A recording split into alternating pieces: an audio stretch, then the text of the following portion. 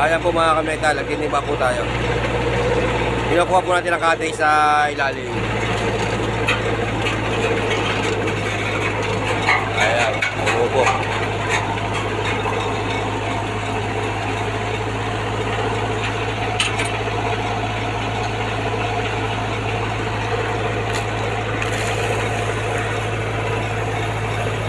Ayan po ang cutting niya. Kulay puti po. Kulay puti ang ano, ilalim niya.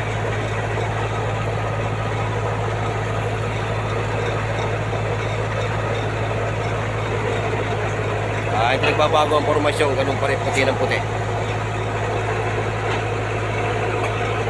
Kaya makatagpo tayo ng gravita.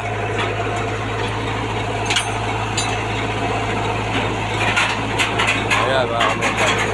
Share ko lang po, ingat po kayo.